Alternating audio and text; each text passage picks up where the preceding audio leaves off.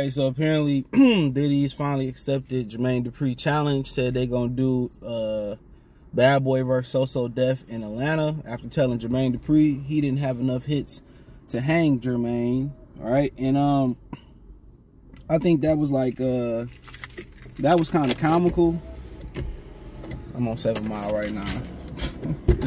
But that was kind of comical, dude. But yeah, to me, it's a difference though, bro. It's a huge difference because, you know, Diddy wasn't writing and producing shit for real. You know, he more of a arranger. You know, oh me, you go here, Mace, I go here, Mace. You go do this, Bub, I do. He more of a arranger, dude, and whatever. I don't think he really was no producer, dude. He was more just I put my name on it, I arrange a song, and our eye for talent, that type of stuff.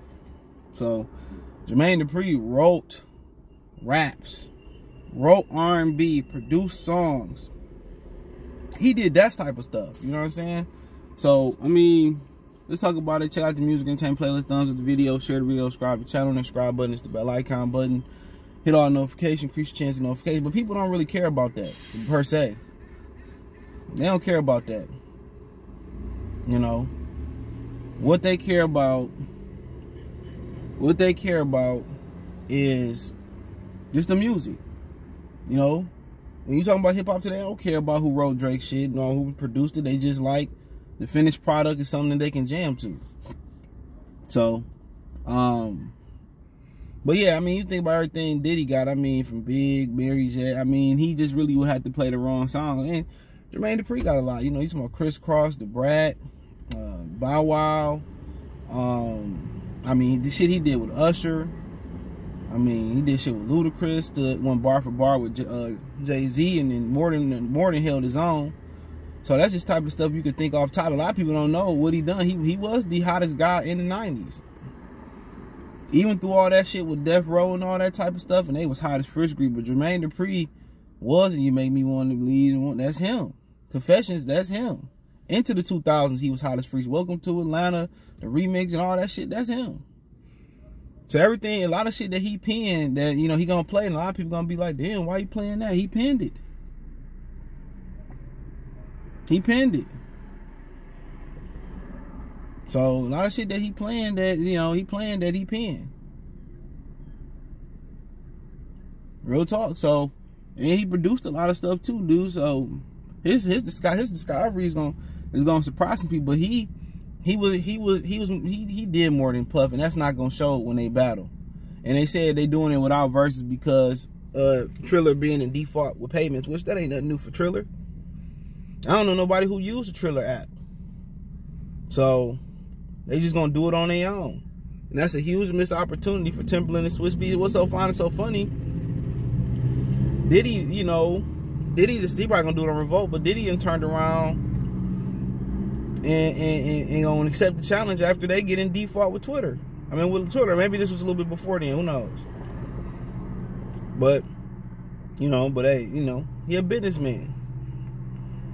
And so is Jermaine Dupri. So, I mean, that's gonna break the internet. That's gonna be a night, man. You know, and 20 hits for all that. 20 hits ain't enough. They might do like a little intermission and have somebody battle on intermission, do 25, and then come back do 25, or do 20 and come back do 20. You know, or at least gotta do 50.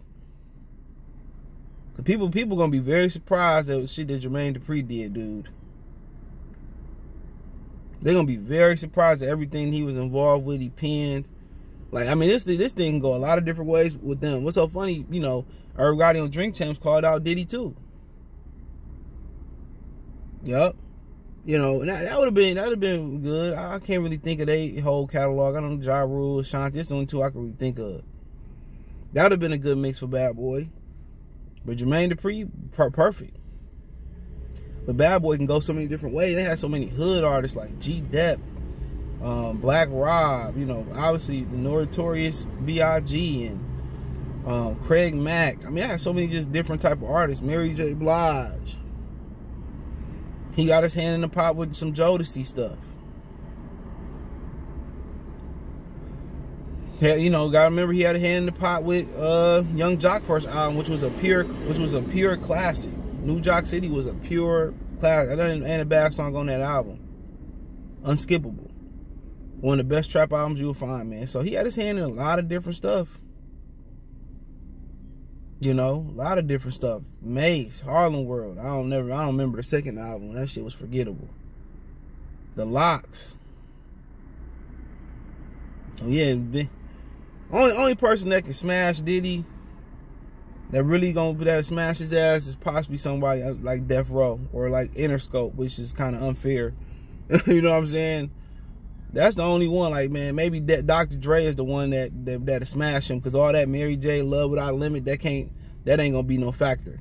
That's one thing about when you doing these type of matchups, even with or without verses, it's about matching up the right music. Crunk music or up-tempo music is always gonna reign supreme in these scenarios. So it gotta be the right type of music. It gotta be the right type of music. And Dr. Dre just got too much, you know, or Death Row in general, if you want to talk about just Death Row, he got too much gangster shit, dude. I mean, come on, Suge had one of the best, he executive produced one of the best movie soundtracks of all time in Above the Rim. He executive produced that. He put all that shit together. Pop, I mean, Doggy Style, The Chronic, All Eyes on Me, Machiavelli. I mean, come on, that's just the top of the dome thinking about that shit. They run was short and sweet. It wasn't long, but them niggas was doing shit that was unheard of. And all he had to do was stop being the goddamn gangster and put a coke and a smile on. You know, he would have lasted.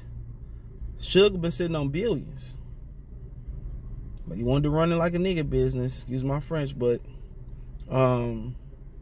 yeah, I'm all for this one, dude. This one gonna be legendary. That's like what we at my age we grew up on.